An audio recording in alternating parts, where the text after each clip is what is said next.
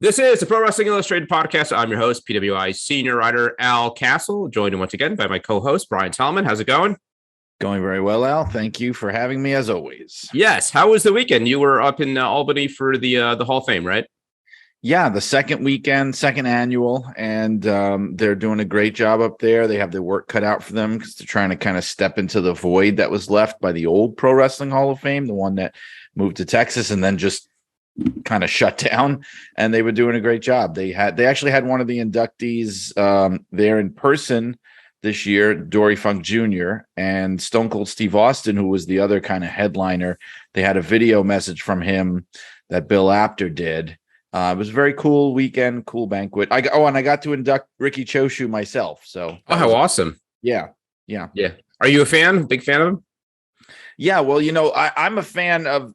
When it comes to Japanese wrestling, that's kind of, it's never been my favorite, but that's my favorite era, that 80s and 90s, kind of like the second golden age, the second wave of Japanese superstars. That's really what I enjoy the most. So that was right in my sweet spot. Yeah. And did Bill get some kind of honor himself? I saw him with a belt. Yeah. So Bill is the MC, 2 years running. And Bill is the holder, along with J.J. Dillon, of the International Pro Wrestling Hall of Fame Tag Team Championship. So is he following the every 30-day defense rule? Well, it's on a level of prestige, I guess, with the 24/7 title and things like that.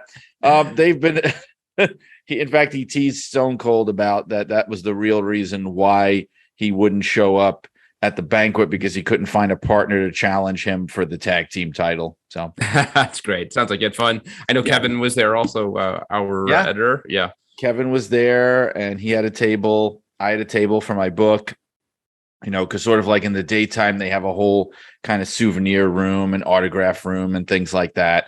So it's like a whole weekend built around that. And actually, Bill does this one-man show the night before, which is hilarious. Kevin was going to go, but he and his wife just completely crashed after the long drive up there and they couldn't make it. But he did this whole video recounting partly his time at PWI, meaning Bill Apter, and the old championship office wrestling belt. Yeah. And he even had video footage of some of the matches that he had in the office, like with RVD and Tommy Dreamer and Dan Severn and different people trying to take his belt. There's a shot of RVD doing a moonsault off a desk in the PWI office onto Bill, who is laying on the floor. Has to be seen to be believed. Yes. That's crazy. Yeah. It sounds a lot of fun. I'm half kicking myself for not making it. Maybe next year I'll make it a point to join you guys. Yeah. All right. And also joining us for this episode, we've got Clash at the Castle in the UK, first UK pay-per-view in 30 years. And so we thought it would be a good time to bring in our own UK correspondent, Jason McVeigh. How's it going, Jason? I'm good. Thank you. Thank you for having me. It's kind of a case of long-time listener, first-time caller. I think you're more than that. Yes. I mean, Jason does a ton for the magazine, just brought back the PWI Weekly Newsletter. And you're a few hours ahead of us, right? We were originally going to do this in the evening, and then Kevin brought to my attention that would be like the middle of the night for you. So we moved it up, son. Glad you could join us. You're the one to blame. Okay, now I got it. Thanks, Al. Sorry. So we're going to talk to Jason and Brian, of course, about a busy weekend coming up in professional wrestling. After SummerSlam, there's usually a little bit of a lull, but that's certainly not the case with the loaded weekend. We got Clash at the Castle over at the UK with WWE, and a huge main event with Roman Reigns and Drew McIntyre. A lot of people are predicting maybe a title change. And then, of course, AEW has one of its big signature events of the year, All Out. But, kind of a weird time for AEW right now. A lot of the news coming out of there has not been so great. We'll talk about all that in a bit. And then later on, we're going to hear an interview with one of the stars of AEW, and also one of the people who's kind of been in the headlines, maybe for the wrong reasons as of late, Eddie Kingston. I got to talk to him for the latest issue, our Hotseat interview. We're going to have some of that here. Some of the stories out there have been about Eddie maybe not being able to control his temper and some backstage blowups. And we had this conversation several weeks ago, but he certainly kind of foreshadowed some of that. So stay tuned. A really, really fun conversation with Eddie, and just listening to it, you get why the guy is so beloved. I mean, they don't come much more authentic than Eddie Kingston. So stay tuned. Right now, I want to tell you about the latest issue of Pro Wrestling Illustrated. It is the November 2022 issue. I'm told that it is now available on newsstands. I got mine in the mail. You can certainly download it digitally. It is the 2022 PWI poll issue, and there's so much more. It's 50 questions on pro wrestling. We put it out to you, the readers, got loads of responses. We've got the Eddie Kingston hot seat interview. What else is in here? What are you guys doing here? Enough about me. How about you guys?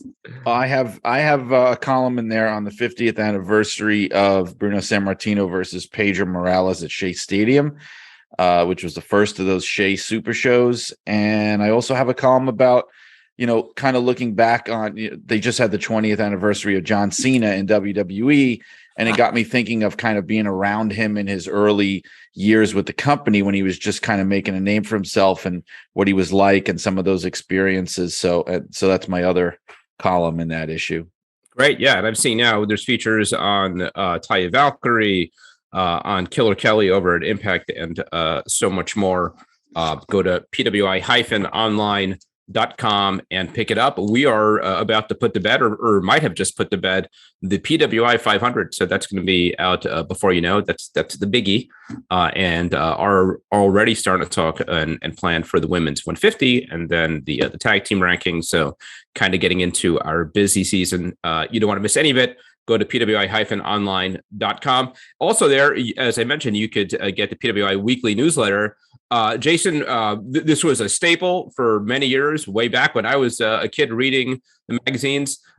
Kevin brought it back some time ago, and then it kind of slipped away. And thanks to you, in large part, it's back. Can you talk about the newsletter and why people should go and subscribe?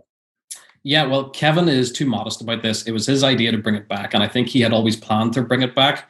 Me being me, I jumped at the chance to kind of get involved with it and help him again. I'm a sucker for keeping any kind of tradition alive, and as you alluded to, it's been a big PWI tradition for a while. So we've got it back, and we kind of revamped it a little bit. It's less about breaking news, because that's not what we're doing. There's a ton of wrestling sites that go by the minute update. What we're trying to do is just give a little bit more insight, be a little bit more topical about things that are kind of catching our attention at the moment in the business. And so, it comes out in mailboxes usually every Monday. So ProWrestlingIllustrated.substack.com is where you can find it. Excellent. So again, I think links to everything at our website, PWI-online.com. So let's talk about a pretty busy weekend coming up, and just kind of the goings on. Let's start with AEW. Which we haven't spoken about as much lately. Brian, the news, I don't want to overstate things, but the reality is that there's definitely been a switch, right, where WWE's had a lot of the good press, and they've got kind of momentum, and people are talking about the product being hotter than it's been in a long time. And on the flip side, AEW's ratings have not been great. And a lot of the stories coming out of there, not just the on-air stuff, but backstage, have been about some unease, discontent in AEW. Some of it related to CM Punk, and we hear the stories of, we saw him out there go to business for himself, talking about Hangman Page. There's backstage stories about Colt Cabana being let go and later being moved to Ring of Honor. But there's definitely this picture of kind of like, a locker room going through some changes, going through some turmoil. Again, what do you make of it? I mean, are these signs of a serious problem? Is it maybe exaggerated? Is it just growing pains of a company that is barely 3 years old? Well, it just goes to show how you always have to reserve judgment, because, I mean, it was just a few months ago that we were talking about, how hot AEW was and how WWE was kind of flailing around. And, the tables have turned here.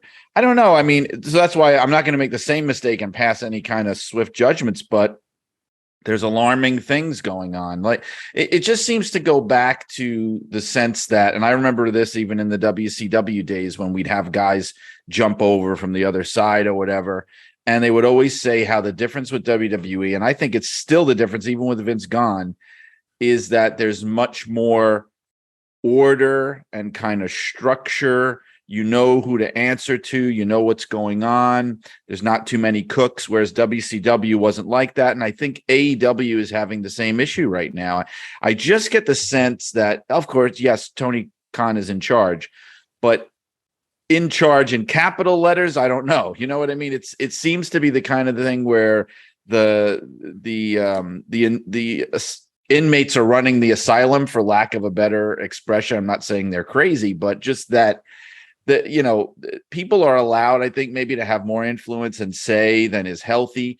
And not only that, but there seem to be no, I don't know. It just seems like the Wild West, like you talked about CM Punk going into business for himself, but we have to point out that it seems like CM Punk, what he did, which was a response to what Paige had done during their confrontation, originally building their match a while back, where Paige, I guess, apparently went into business for himself and said a lot of unscripted things to Punk related to, maybe Punk's unpopularity in the locker room and things like that. And Punk had taken offense to it.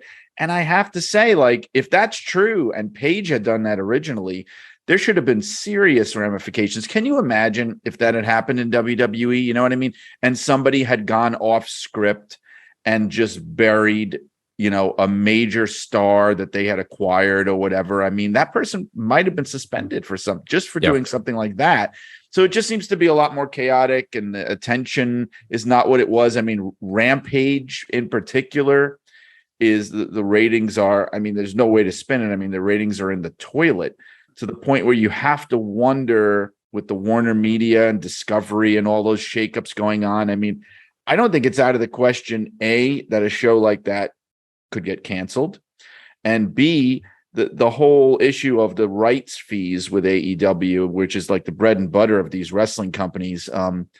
What kind of a deal are they going to get for TBS and TNT, going forward? I know they were hoping for like a really sweet deal that would have given them tons of capital to move ahead with, but I don't think that's anywhere near guaranteed now.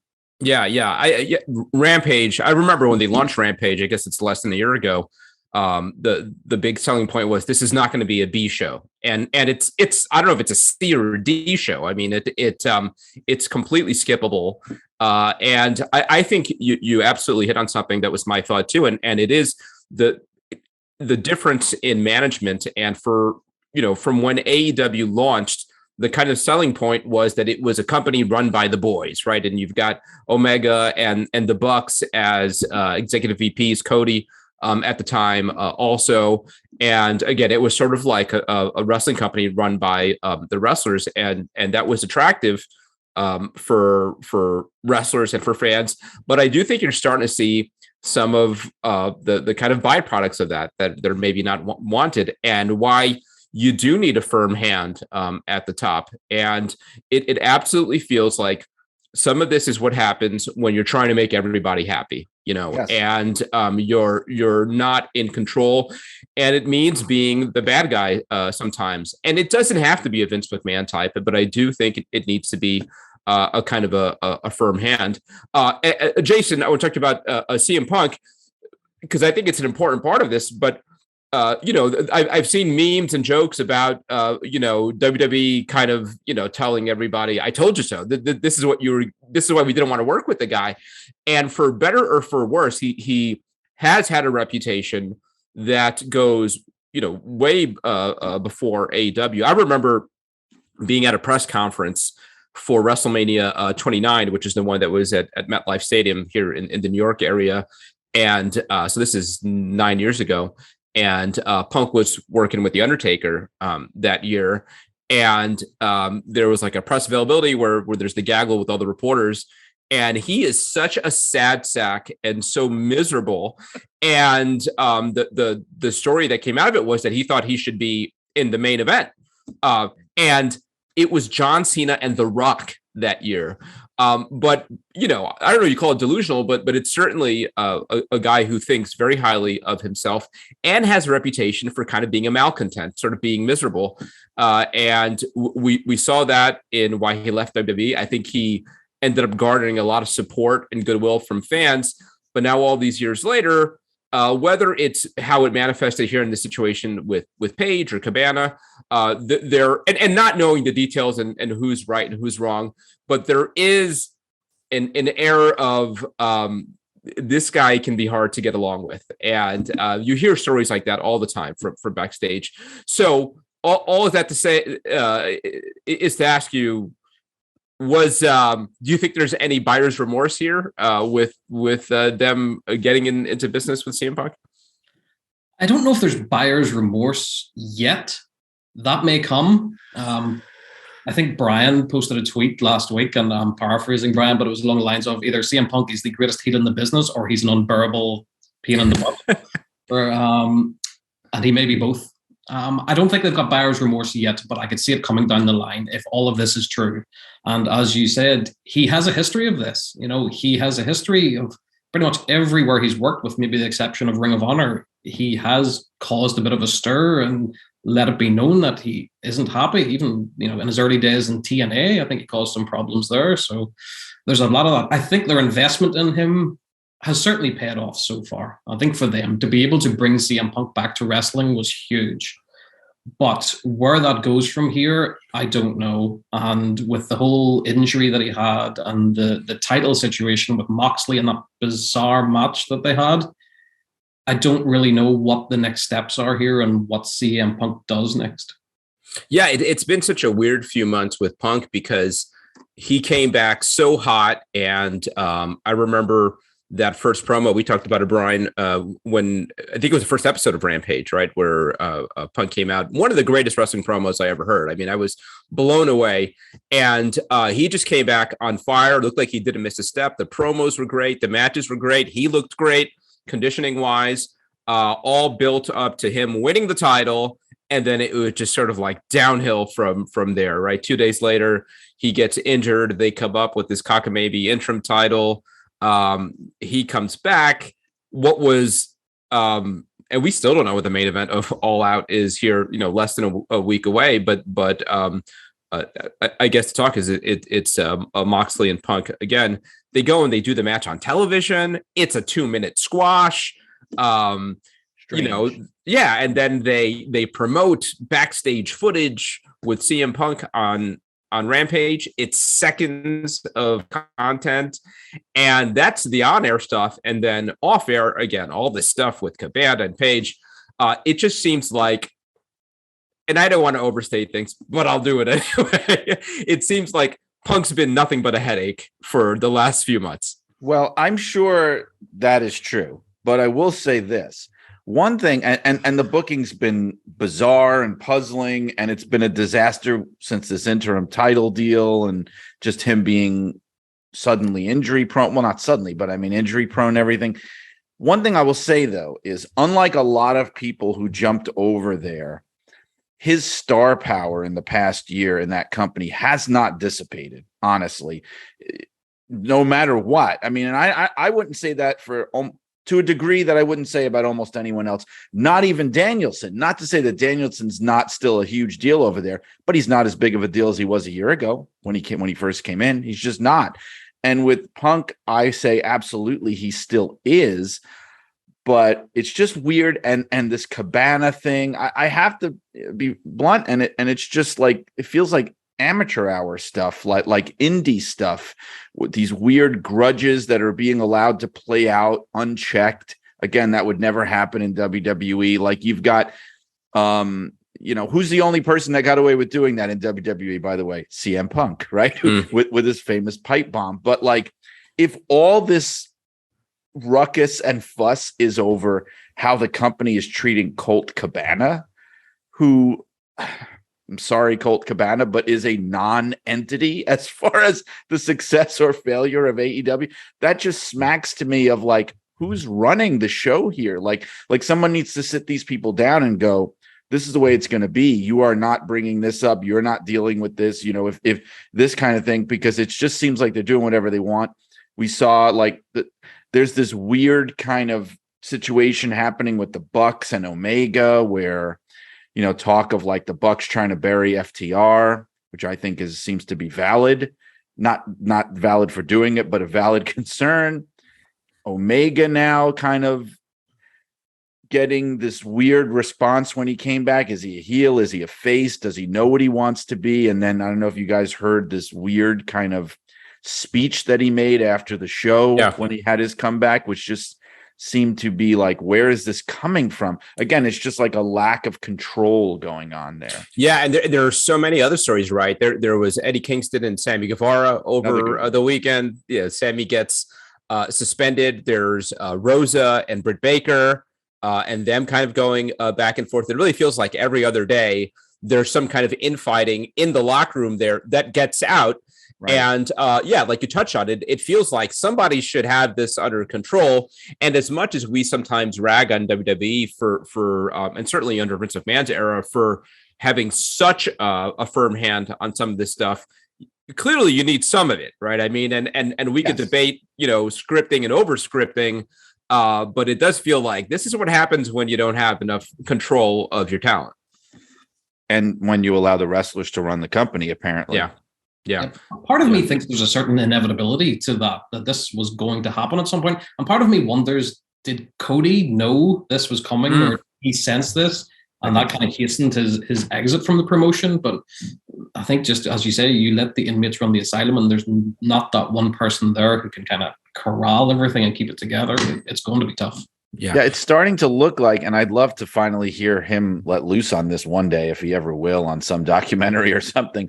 But it feels like it's very likely that Cody was very, just kind of the odd man out in the sense that he just was more serious than the rest of them, and I think part of that was even taking seriously the EVP role that he had and then butting heads with Tony Khan over that and just seeing himself surrounded by people who were doing business in a way that I don't think he approved of. I mean, I don't think I'm going out on a limb to say that it sure looks that way. Yeah, all of this stuff started popping up after Cody left. So I remember when that story first surfaced about Cody leaving, it was like unthinkable. Why would you want to leave AEW to go back to WWE? And now it's like, oh, okay. It's starting to come together. What can they do to turn things around, both short term and long term? In the short term, we've got All Out this Sunday. Last year, CM Punk's first match in 7 years. Adam Cole debuted. Bryan Danielson debuted. It was one of the best wrestling pay-per-views ever. I mean, it was that good. All Out was an amazing show. This year, we don't even really know what the card is, and it's hard to see what those what those cards they have to play. What is the big name? People talk about MJF. I don't think that's going to mean nearly as much as some people think it's going to mean. I mean, MJF never left the company. He's just kind of been on ice for a few months. They already blew Kenny Omega, coming back a couple of weeks ago, and it didn't seem to mean that much. So, I'll ask you, Jason, what are you expecting from All Out? Do you think maybe they're bringing down expectations so they can exceed those expectations, or is this maybe just not that great a pay-per-view? It may not be that great of a pay-per-view. I'll speak for me personally. I'm not terribly excited for it at this point in time. The fact that we don't know officially the world title match, this close to the event is a bit concerning. AEW's strength has always been what happens in the ring. Their in-ring product and the wrestling matches have always been mostly great, and their pay-per-views have always been to a very good standard. There is some alarming things happening that just remind me of late 90s, early 2000s WCW, where we're just blowing through comebacks and matches just on a weekly basis. And that's a bit concerning, though. There are some things happening behind the scenes, like the whole Ring of Honor thing, that we still don't know what's happening with that. And yes, they use some Ring of Honor wrestlers on their shows, but there's no real kind of long-term plan there. They also have hundreds of people under contract, literally, which WWE used to get criticized for a lot. AEW are now in the same position, and yet they're still bringing in a Mance Warner to TV for one go. They're bringing in the Motor City Machine Guns to the next pay-per-view, which is nothing against those people. They're all great talents, but there just seems to be a real lack of focus. So I think in order to make All Out go all out, they need to really hone down and focus and worry about putting on good matches and kind of put to bed all of the kind of stuff that's happening backstage. Yeah, I agree. I mean, I was just watching some of the lineups for Dark, and I'm like, who are these people? It really feels like it's kind of all over the place right now. Brian, do you think that there's a realization of some of this there, and we'll see changes? I mean, one of the things that was announced recently, I guess, was Tony Schiavone being moved into some kind of like talent a role, which would suggest that they realize that there's something that needs to be addressed.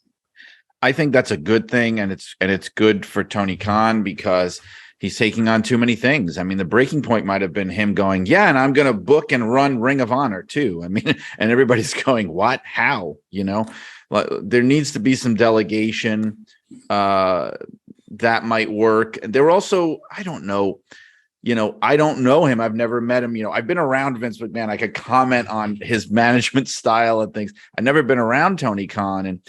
But I'm wondering if maybe, I don't know, maybe he needs to have more wrestling people, more in the business people to sort of be his eyes and ears and enforcers kind of a thing. I mean, even Vince has had Bruce Pritchard and Johnny Ace and people that would like be his foot soldiers. Like Tony needs people like that. But I have to say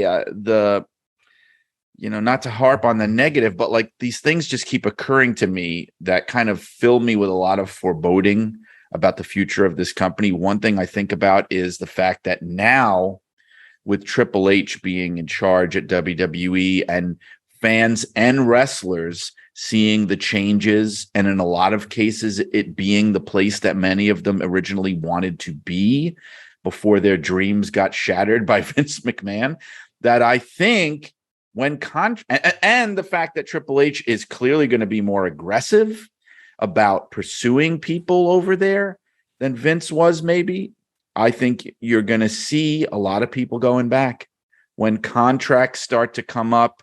We've been starting to see people going back who were just fired, right? Now I think we're going to eventually, and it's probably not going to happen for another year or so, but you're going to start to see people who are now under contract to AEW waiting for their contracts to come up and then going back. And it's, so I feel like it's only going to get worse. There's going to be some crippling blows that are dealt. I would even go so far as to say even some of the homegrown people you may start to see go over there, and it could get really bad. I mean, it feels like Triple H is really going to go for the jugular in that area. And I don't know if they can withstand that. Yeah. And that's another one of the stories that's been out there is about WWE.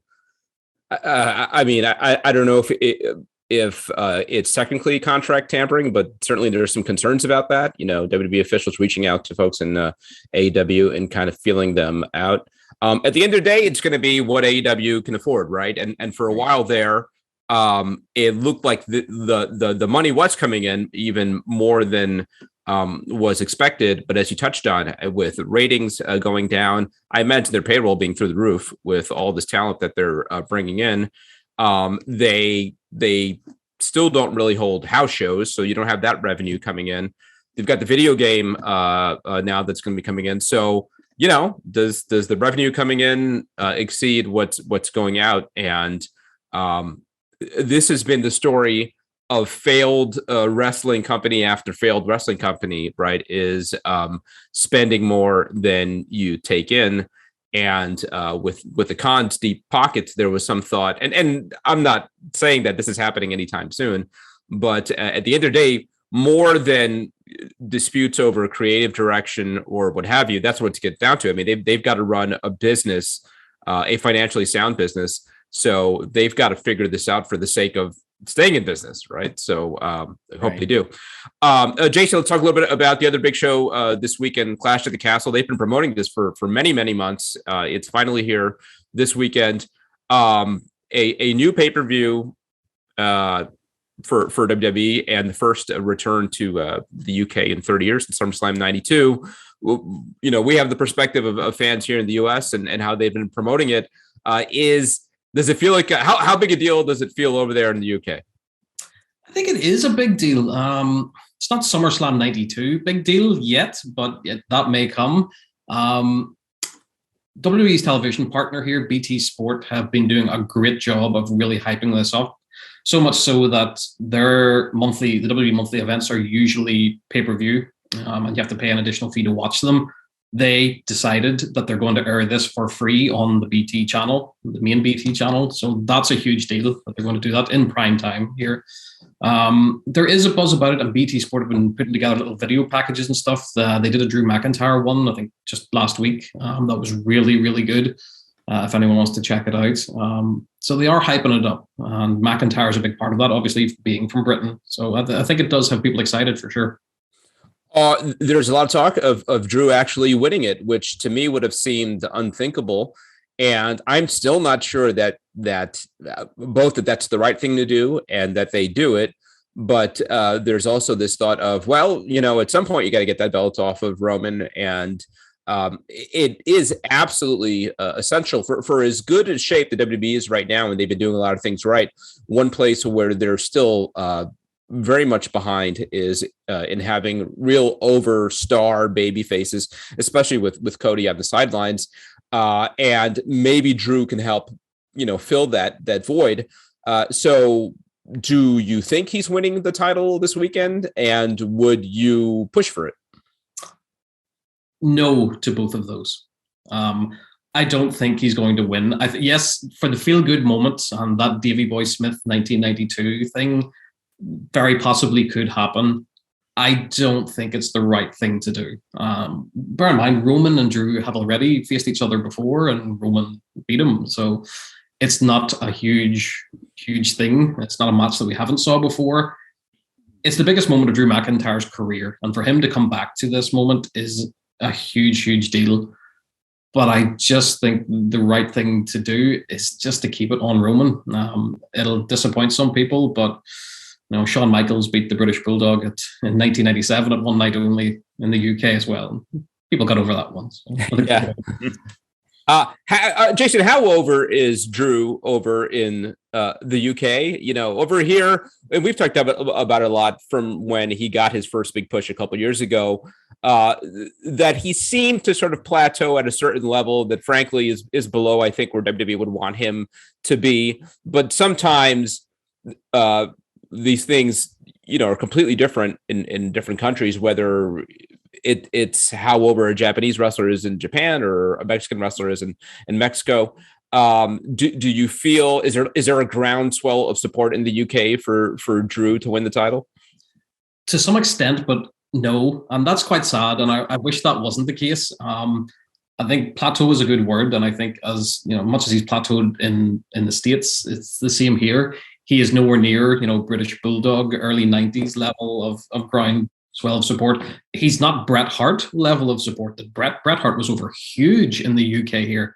Drew's not even at that level, I don't think. Yes, there is support for him, and I think the WWE and BT Sport here are trying to do a really good job of making him seem important.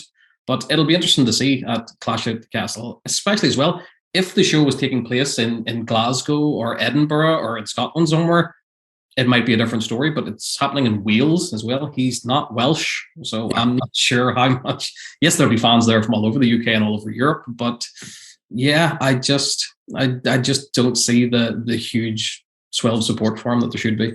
Yeah. What about if they have Tom Jones in his corner? You think that would help? Good work. Yeah, I'd like to see that. Yeah. I just think but you mentioned the Bulldog comparison. I think it's apt because my understanding is, 30 years ago, they could have totally gotten away with putting the WWF title on the Bulldog if they had wanted to, at least from a UK point of view. They would have been ready for something like that. But yeah, I don't know if Drew is at that level, and it just would feel so weird to me after all they've done with Roman to just put it on Drew. Like this has to be building towards something. The only thing that would have been a giveaway to me, and to my knowledge, this is not the case, is if they had said at any point, it's only going to be for one of the two titles. Then I would have said, oh yeah, definitely Drew is winning, because that's the out. That's the way you split the belts back up and you still keep Roman Reigns on top. But that doesn't seem to be the case. So, I mean, I would be shocked if McIntyre wins. Maybe I'm going to be shocked. I don't know, but we'll see. Yeah. I would be very shocked.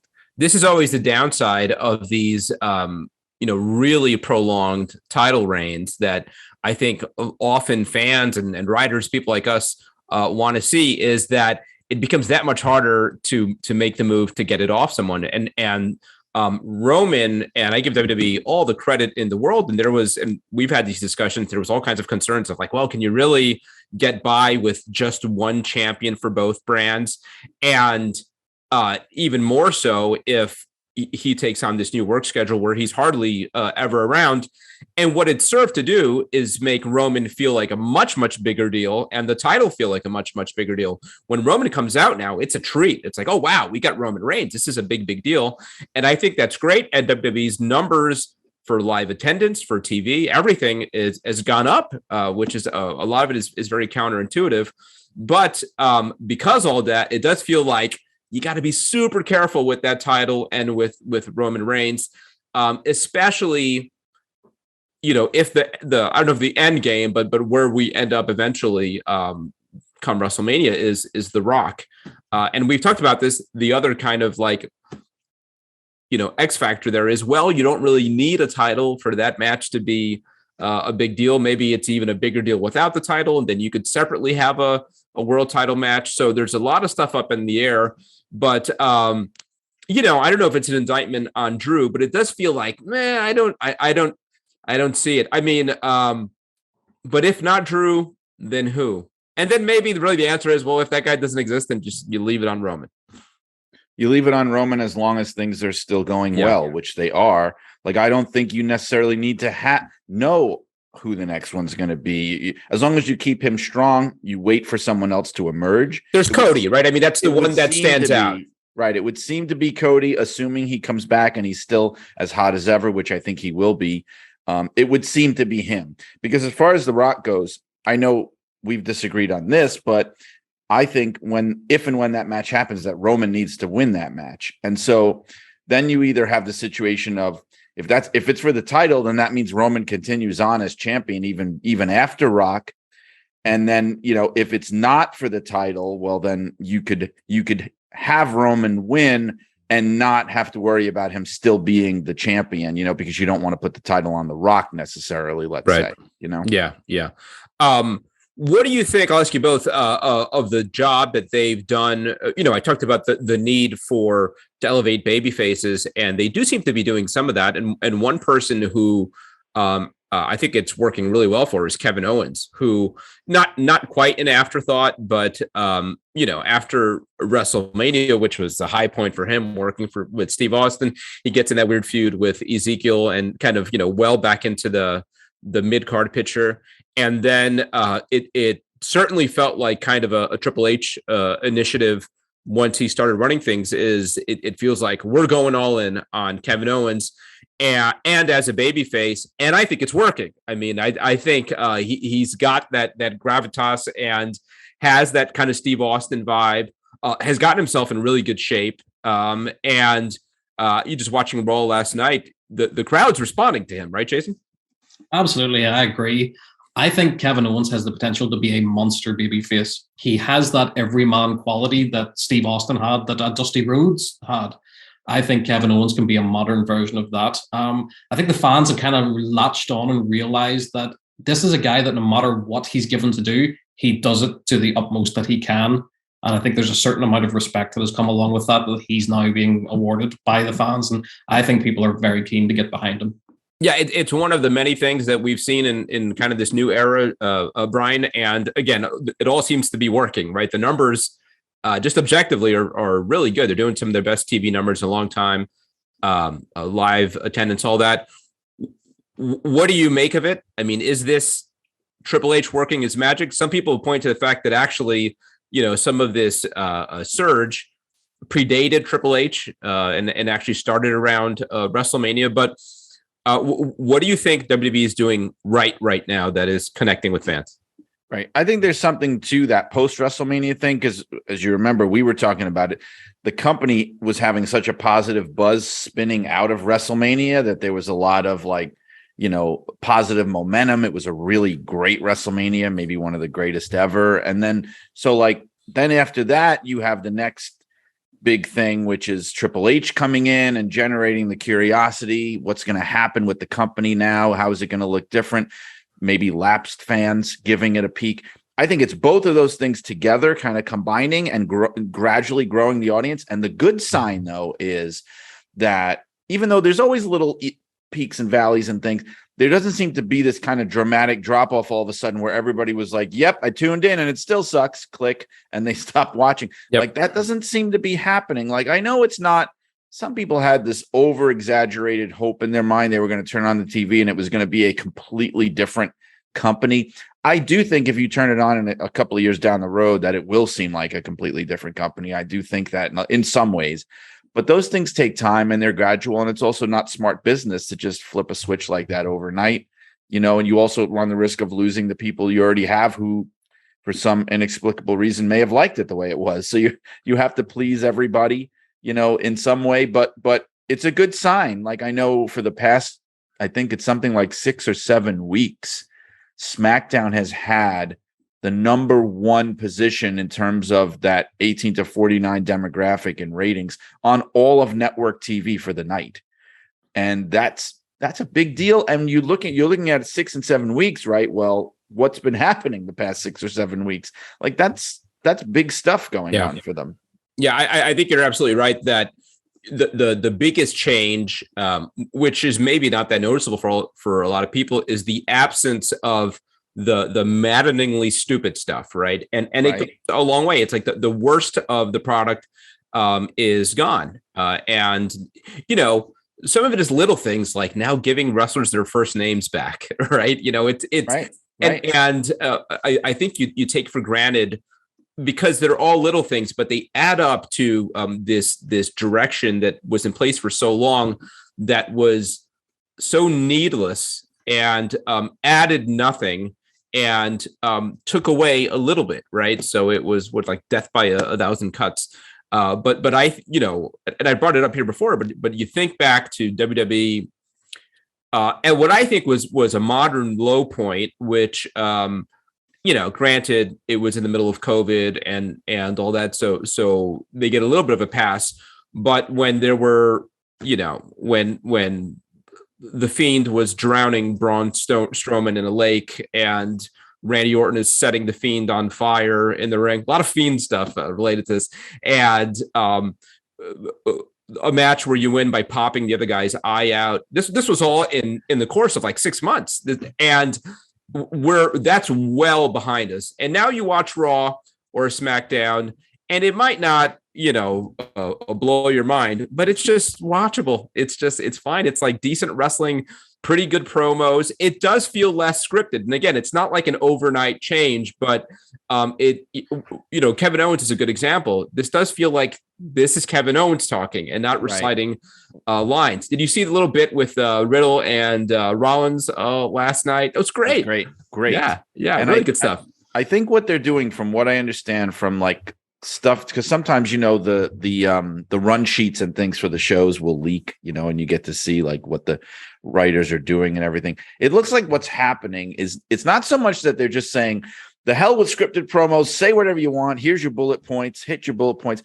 I don't think they're doing that, but what I think they are doing is they are writing, to your point, Al, more attuned to the personalities and characters of the wrestlers and what they might say, rather than trying to force them to say these things that just sound dumb and not the way human beings talk. And they're giving them things that, yes, it's still a script, but it's just more believable coming out of their mouth and stuff that they're more comfortable saying, and I think the Becky Lynch one's a great example, where when she turned face there, after SummerSlam, was a wonderful promo, and everyone was saying, oh, she's off script. This is just her speaking from the heart. It turned out it wasn't. I mean, it was a script, but she delivered it so well, so convincingly, that it made everybody think it was just her talking, which is how it should be in the best case scenario. Yeah, I mean, I think now that we're a few weeks, few months since McMahon's departure, and still early on. But Jason, do you agree that it's been a net positive, and the changes that we've seen have been for the better? Absolutely. I tweeted this a few weeks ago. I said, as someone who has continued to sit through Raw over the past few years and watch the entire show, Raw is much more watchable now. And as you said, it's not because of anything huge that was changed. It was just the removal of all the little things and a little bit looser with the booking and the writing. I think where WWE is at now is almost in that sweet spot between the heavily scripted way that they were and the, devil may care attitude that AEW seems to have to everything. Just let everyone say what they want or do what they want. And I think it's really going to serve WWE well. What I'm concerned about for AEW as well, just to bring them back up again, is that I think they are in real danger of losing their cool status, which is what has been going for the past few years. Triple H has built up a real kind of bank of coolness amongst the talent and amongst fans through NXT that I think he can bring to the main roster now. And I think that's really going to hurt AEW going forward. Well, if I could just... Oh, sorry, yeah. No, again, Brian. I was going to just offer something, and this is totally anecdotal, because I have been on the road the past couple of weekends. I was at Hall of Fame last weekend, and the weekend before that, I was at this major autograph signing event in New Jersey called Wrestle Bash, where they had like a huge amount of people in the business, even currently, not just older stars. And there was a lot of young talent at both of these shows.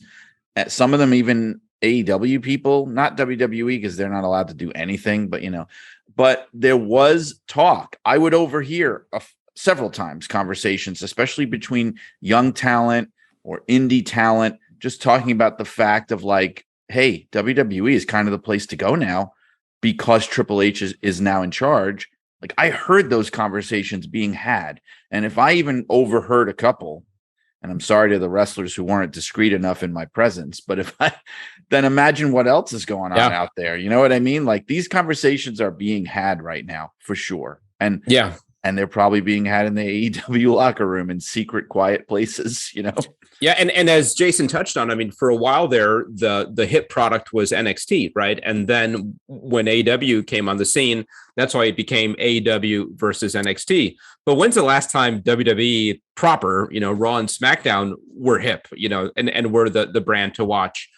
They've always had the biggest audience, but there's a difference, right? And now it does feel like they're checking a lot of boxes. The work rate's there, the angles are there, the stars are there. And especially as they are bringing back, and this might be one of the more kind of obvious changes with Triple H is, and it does feel like kind of the most direct sort of rebuttal of Vince McMahon's style is bringing back all these people that Vince McMahon got rid of, and it's the clearest way to say, I disagree with your approach. You thought this person was expendable and you were wrong. And so we're bringing them back, whether it's Hit Row or Dexter Lumis or Johnny Gargano, who, I mean, they didn't get rid of, but left on his own.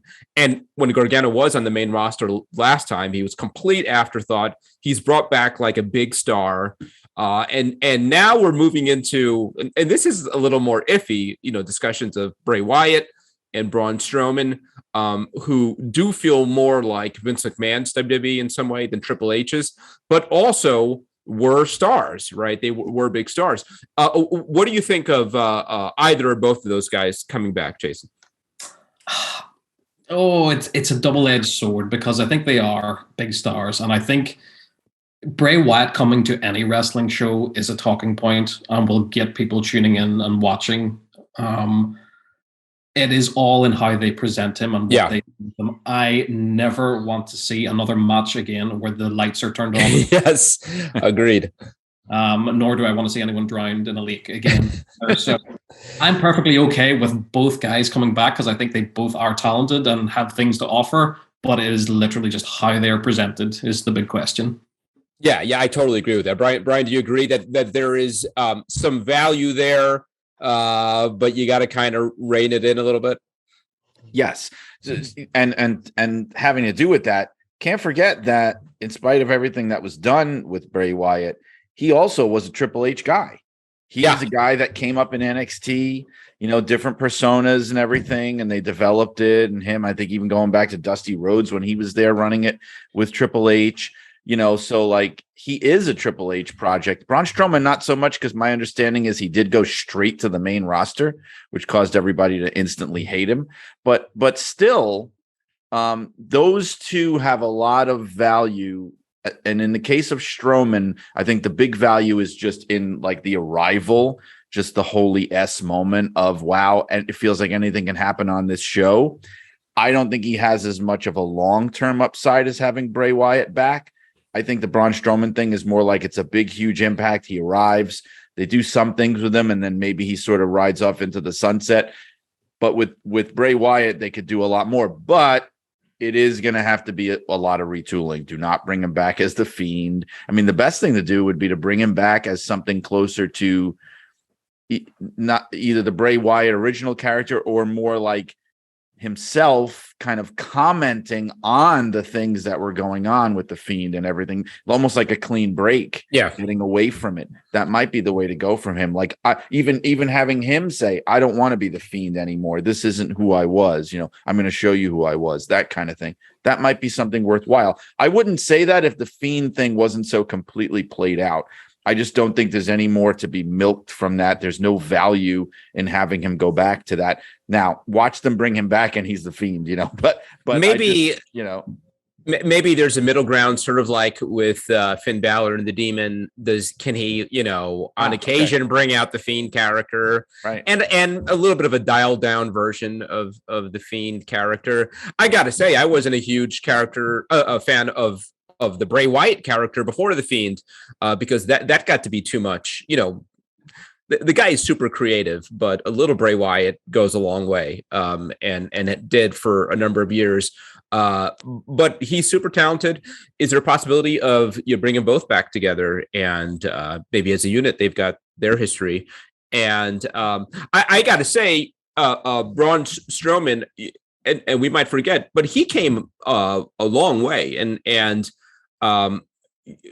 for a guy that size, had a lot to offer. I've seen good Braun Strowman matches, and he's certainly, I don't know if it's as a babyface or a heel. I think he got over as both, but I do think that there is something there. So yeah, and again, it's like, to some extent, it's sort of like beggars can't be choosers, and there just isn't a wealth of big name free agents out there right now. So you want to make that splash. You want to, kind of going back to the old WCW Nitro days and what AEW has been good at for the last couple of years, that sense of every week somebody could show up. These are the kind of guys that you can turn to. And another thing that I think WWE has done a nice job of the last couple of weeks is doing some of that with the legends, whether it was, Trish Stratus in Toronto, Kurt Angle in Pittsburgh last night. I think that's awesome. And I hope they do more of that also.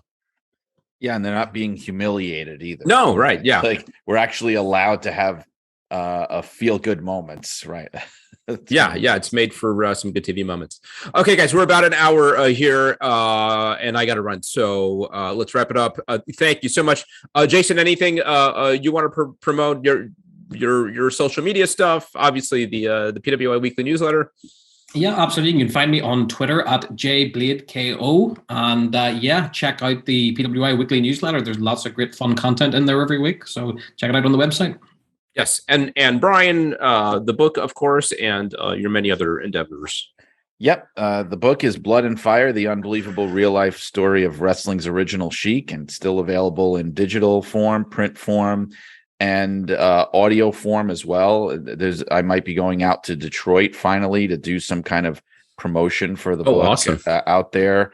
And there's my podcast, Shut Up and Wrestle, which is kind of like the old school wrestling podcast that I do.